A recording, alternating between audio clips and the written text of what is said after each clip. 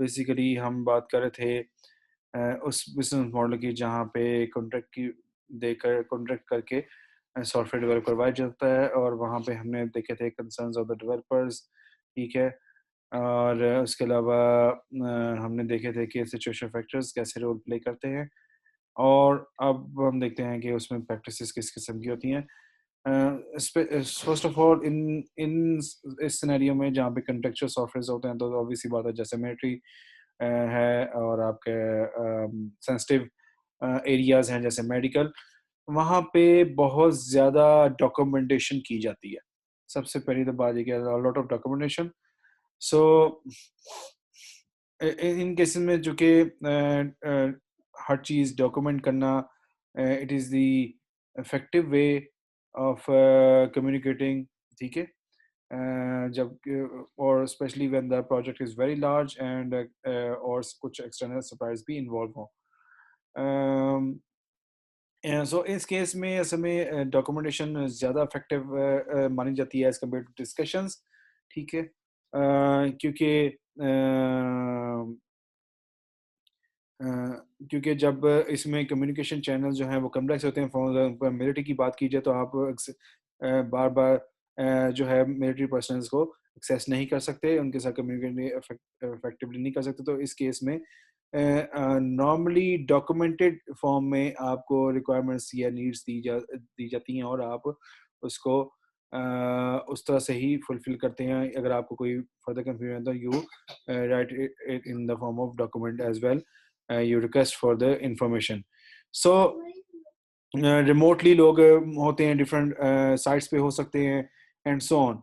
सो इसमें बहुत सारी चीज़ें इन्वॉल्व हो जाती हैं इस तरह की। सो इसमें एक इंटरेस्टिंग बात यहाँ पे लिखी हुई है कि in order for the requirements to be known in the detail at the start of the project, documentation and many reviews of the requirements are necessary before responding to the call और for the tender. वो कहता है कि documentation और reviews जो हैं वो आप उनको वो नेसेसरी हो जाती है टेंडर लेने से पहले, ठीक है? सो दैट यू नो कि what are the details of the और what are the requirements of the project. अगर आपके पास डॉक्यूमेंटेशन नहीं है प्रोजेक्ट से रिलेटेड और आप के पास कोई रिव्यूज़ भी नहीं है उसकी रिक्वायरमेंट्स रिलेटेड, सो इसका मतलब है it will be risk for you to take up और participate in such a tender और such a bid of the software. फिर लिस्ट ऑफ एग्जाम्पलरी प्रैक्टिसेस, यहाँ पे लिस्ट ऑफ एग्जाम्पलरी प्रैक्टिसेस की एग्जाम्पल दी है कोपिट और CMMI मॉडल्स हैं जो कि सॉफ्टवेयर इंजीनियरिंग इंस्टीट्यूट्स ने डेवलप किए हैं। और ये मॉडल्स आप यूज़ कर सकते हैं कॉन्ट्रेक्चुअल क्लॉजेस के लिए जब आप कॉन्ट्रैक्ट कर रहे हो किसी ऑर्गेनाइजेशन ऑर्गेनाइजेशन के साथ, तो you can use these contractual clauses to work out your you can say contract। इस बिजनेस मॉडल में फोकस जो होता है वो प्रोजेक्ट एस्टिमेशन और मैनेजमेंट पे होता है, सो दैट आपका जो प्रोजेक्ट है वो स्केड्यूल पे हो और विद इन बजट हो, जैसा कि कॉन्ट्रैक्ट में लिखा गया है। क्योंकि it is written in the form of contract, so it is important to abide by the rules और अबाइड बाय द डॉक्यूमेंट, ठीक है, रिटन डॉक्यूमेंट। सो स्केड्यूलिंग और budgeting is very important as describe by your contractual document. Waterfall development life cycle जो है वो basically 1950s में invent किया गया था और ये तब से लेकर अब तक आईटी प्रोजेक्ट्स में बहुत हेल्पफुल साबित हुआ है, खासतौर पे जब आप अपने प्रोजेक्ट को प्लान और ऑर्गेनाइज करना चाहते हैं। ऑल दो नई आइटरेटिव या एजाइल डेवलपमेंट जो है साइकिल्स वो भी इंट्रोड्यूस हुए हैं, जिसकी वजह से काम करने में प्लानिंग में काफ़ी फ्लेक्सिबिलिटी आ गई है और डिलीवरी में भी फ्लेक्सिबिलिटी आ गई है। लेकिन इस बिज़नेस मॉडल में जो कॉन्ट्रेक्चुअल बिज़नेस मॉडल है उसमें जो ये ऑब्ज़र्व किया गया है कि नॉर्मली कैस्केड डेवलपमेंट जो है वो प्रेफ़र की जाती है। नॉर्मली कैस्केड से मतलब जो स्टेप बाय स्टेप जैसा वाटरफॉल मॉडल होता है उसको मॉडल को प्रेफ़र किया जाता है। फिर प्रोजेक्ट ऑडिट्स जो है, ऑडिट्स नॉर्मली स्पेसिफाई किए जाते हैं कॉन्ट्रैक्ट में इस बिजनेस मॉडल के कि हम ऑडिट करेंगे, या प्रोसेस ऑडिट होगा, या वैसे फाइनेंशियल ऑडिट होगा, whatever audits you want to make, वो कॉन्ट्रैक्ट में हमेशा स्पेसिफाई किए जाते हैं. सो इसका मतलब है before you start working on the project, आपको पहले से पता होता है कि what kind of audits you will face, और उसके मुताबिक आप डॉक्यूमेंटेशन और सब चीज़ें अपनी पूरी रखते हैं. सो audit is used to prove to the client or during the legal proceeding that the contractual clauses such as respecting schedules, quality, functions have been fulfilled. तो इन चीज़ों को इंश्योर करने के लिए और लीगली क्लाइंट को बताने के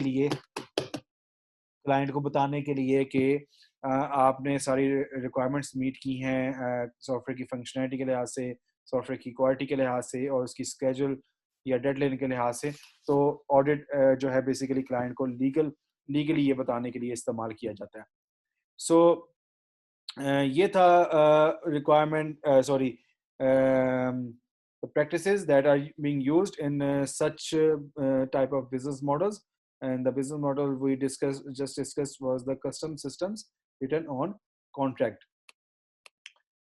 आगे ये इसको हमने ज़्यादा डिटेल में किया, लेकिन नेक्स्ट जो बिजनेस मॉडल्स हैं उनको हम इतनी डिटेल में नहीं देखेंगे. उसकी हम डायरेक्टली जो है कंसर्न्स और बाकी डिटेल्स देखेंगे शॉर्टली कंसाइज फॉर्म में.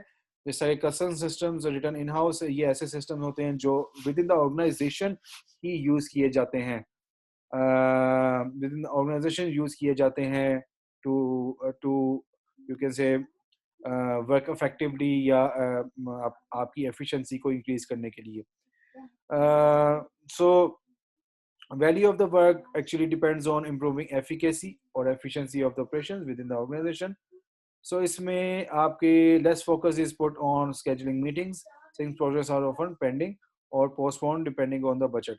क्योंकि विद इन ऑर्गेनाइजेशन ये प्रोवाइड करना होता है, तो नॉर्मली बजट की कंस्ट्रेंट की वजह से इस तरह के प्रोजेक्ट्स को या तो डिले कर दिया जाता है या फिर जो है वो पेंडिंग पे ही रहते हैं. The systems can be critical for the organization or of an experimental nature. Fixes are distributed to a limited number of sites. So fixes the limited number of sites पे ही जो कि आपने देने होते हैं. दूसरा सिस्टम जो होता है वो क्रिटिकल हो भी सकता है, क्योंकि समटाइम्स एक्सपेरिमेंट करना चाह रही होती है एक ऑर्गेनाइजेशन अपनी इंटरनल प्रोसेस के लिए. इस सिस्टम में जो डेवलपर्स हैं उनके कंसर्न्स क्या होते हैं? उनके कंसर्न होते हैं कि आप इनकरेक्ट रिजल्ट्स ना प्रोड्यूस कर दें, और दूसरा जो दूसरे एम्प्लॉयज़ जो काम कर रहे हैं उनके काम में कोई रुकावट ना आए. तीसरी कि प्रोजेक्ट जो है वो कैंसिल ना हो जाए. तो ये 3 खदशात जो होते हैं वो इस केस में डेवलपर्स के माइंड में होते हैं. So which is quite different from the concerns of the contractual developers, जिसमें कि आपके पास concerns थे yes कि incorrect results, exceeding budget और late delivery की penalties और ये वो, तो जो कि इस सिनेरियो में नहीं है. जिसका मतलब है सॉफ्टवेयर इंजीनियरिंग प्रैक्टिसेस इसमें इंटायरली डिफरेंट हो जाएंगी. उसके अलावा कमर्शियल सॉफ्टवेयर जो होते हैं वो किसी एक ऑर्गेनाइजेशन को या किसी इंडिविजुअल को, कंज्यूमर को सोल्ड किए जाते हैं. ठीक है. सो इसलिए इनका जो वर्किंग मॉडल है वो इंटायरली डिफरेंट हो जाता है दूसरे वर्किंग मॉडल से. इसमें आप मल्टीपल कॉपीज भी एक ही सॉफ्टवेयर की जो है वो सेल कर सकते हैं, जिससे आपको कॉस्ट ऑफ डेवलपिंग या मेकिंग ऑफ कॉपीज वो जो है वो उससे मल्टीप्लाई नहीं होती, क्योंकि आपने एक दफ़ा सॉफ्टवेयर डेवलप किया और आप उसे जस्ट डिस्ट्रीब्यूट कर रहे हैं, उसकी मल्टीपल कॉपीज दे रहे हैं. तो इसमें जो आप स्पेसिफिक नीड्स जो है क्लाइंट की वो कैसे करते हैं. डेवलपर्स जो होते हैं वो बेसिकली एम करते हैं certify many clients rather than a single client. ठीक है. वो सॉफ्टवेयर ऐसा बनाते हैं कि इट कैन बी कमर्शलाइज्ड और वो मल्टीपल क्लाइंट्स को टारगेट कर सकें, ना कि एक ही क्लाइंट को. सो इसमें अगर इस बिजनेस मॉडल में देखा जाए तो वेंडर्स का जो फ़ियर है वो किस किस्म का होता है? वो होता है कि आपको कोर्ट केसेस ना कोई अ, फेस करने पड़ें, आपको रिकॉल्स ना वो करनी पड़े और टार्निशिंग देयर रेपुटेशन, कोई ऐसे बग या ऐसा ना हो जिसकी वजह से आपको लीगल प्रोसीडिंग में जाना पड़े और आपकी रेपुटेशन जो है कंप्लीटली जो वो ख़राब हो जाए। So these sort of things are linked with this software. क्योंकि कोई भी कोर्ट में जाके ये क्लेम कर सकता है कि ओके योर सॉफ्टवेयर हैज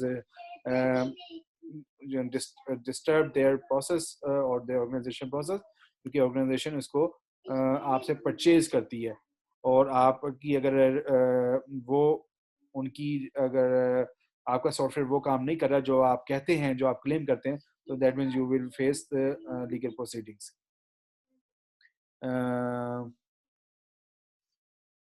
कि आपका मतलब सिंपल सी बात है कि आपका सॉफ्टवेयर डेफिशिएंट होगा तो you will have to face the court cases. उसके बाद मास मार्केट सॉफ्टवेयर्स होते हैं, बेसिकली ये सॉफ्टवेयर जो है इंडिविजुअल कंज्यूमर्स को जो है वो ज़्यादातर यूज़ किए वो क्या सेल किए जाते हैं और नॉर्मली जैसे ब्लैक फ्राइडे सेल होती है, कोई भी ऐसा नेशनल हॉलीडे होता है जिसमें लोग एक्सपेक्ट करते हैं कि वो परचेजिंग करेंगे या सेल होगी, तो उस पर्पस के लिए ये सॉफ्टवेयर उस ओकेजन के लिए सॉफ्टवेयर जो है मार्केट किए जाते हैं और इसमें अगर बात कीजिए क्लाइंट्स की तो वो क्लाइंट्स जो होते हैं जनरली वो लेस सीरियस होते हैं, ठीक है? मतलब उनकी सिवियरिटी लेवल या उनके लिए criticality of the software functionality that is less important then the all the previous model. इसमें फेलियर जो है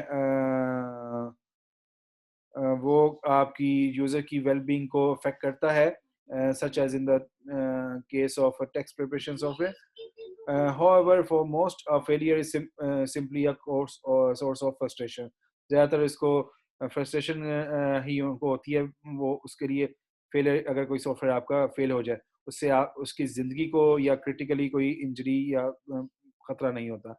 इसमें डेवलपर्स के कंसर्न किस किस्म के होते हैं कि मिसिंग द मार्केटिंग अपॉर्चुनिटी, आपका सॉफ्टवेयर जो है रिलीज होने में लेट हो गया, तो इसका मतलब है आपने क्रिसमस या ऐसा कोई जो ईव है वो मिस कर दिया और आपको जो वो नेक्स्ट ईयर तक इंतज़ार करना पड़ेगा और you will not make enough profit.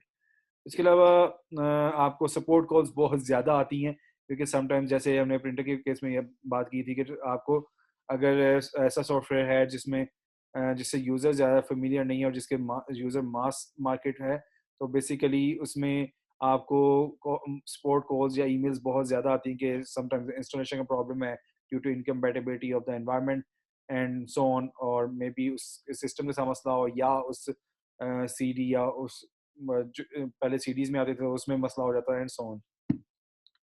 उसके अलावा डेवलपर्स के लिए एक और जो इशू होता है, कंसर्न होता है, वो ये कि प्रेस में उसके बैड रिव्यूज़ ना पब्लिश हो जिसकी वजह से उनकी मार्केट मुतासर हो। और इस किस्म के सॉफ्टवेयर में जब आप फिक्सिंग एरर फिक्सिंग की बात करते हैं तो इसके कॉस्ट जो है सिग्निफिकेंटली रिड्यूस की जा सकती है, जबकि जब आपका जो ओनर है वो अपनी प्रोडक्ट को ऑनलाइन अपडेट करता रहे। लेकिन नॉर्मली कस्टमर जो है वो अपग्रेड जो है वो सर्च करके जो है अपग्रेड नहीं कर पाता। सो दैट्स व्हाई ये इसमें जो है एक फ्रस्ट्रेटिंग बात होती है इस तरह के सॉफ्टवेयर में। फिर next commercial and mass market firmware. So ये ऐसे सॉफ्टवेयर हैं जो बेसिकली एम्बेडेड होके आते हैं किसी इलेक्ट्रॉनिक मशीन में या सर्किट में, जैसा कॉफ़ी मेकर है हो सकता है, ओवन हो सकता है, आपके प्रिंटर हो सकता है एंड सो ऑन। सो इस केस में करेक्शन जो हैं अगर सॉफ्टवेयर के अंदर उसके वो फर्मवेयर में they are not very easy to make, और नॉर्मली वो क्लाइंट को सीधी आप सेंड भी नहीं कर सकते। क्योंकि ये एम्बेडेड सॉफ्टवेयर्स होते हैं, मसलन एक कॉफ़ी मेकर है तो उसकी जो उसमें अगर कोई मसला आ रहा है या ओवन में कोई मसला आ रहा है तो वो करेक्शन डायरेक्टली डिस्ट्रीब्यूट नहीं की जा सकती। So that is a concern in these kind of softwares. और इसमें कंसर्न्स किस किस्म के हो सकते हैं कि incorrect behaviour of the software in certain situation, ये एक कंसर्न हो सकता है डेवलपर का। उसके अलावा रिकॉल्स है और कोर्ट केसेस हैं, ये हमेशा यहाँ पे मौजूद ही होता है। सो रिकॉल्स का मतलब है कि आप रिकॉल कंपनी देती है, समटाइम्स आपने देखा हो कि जी हम अपनी सारी प्रोडक्ट्स वापस ले रहे हैं जो इस मॉडल की थी। इस मेरे ख्याल में गैलेक्सी S9 या S10 में भी इस तरह का कोई एरर आया था, तो बाहर सैमसंग कंपनी ने रिकॉल दी कि उसको वापस कर दिया जाए। So they will reimburse you the money or upgrade it. So these kind of um, you can say firmwares are often impossible to upgrade, or you cannot fix the error straight away. So sometimes उसमें electronic circuit में problem होती है, तो electronic circuit को upgrade करना भी इतनी जल्दी या आसानी से पॉसिबल नहीं होता, क्योंकि ये मास मार्केट सम फर्मवेयर होते हैं। ओके, चलें आज जहाँ तक रखते हैं, ये आपके टॉपिक यहाँ पे ख़त्म हो गया।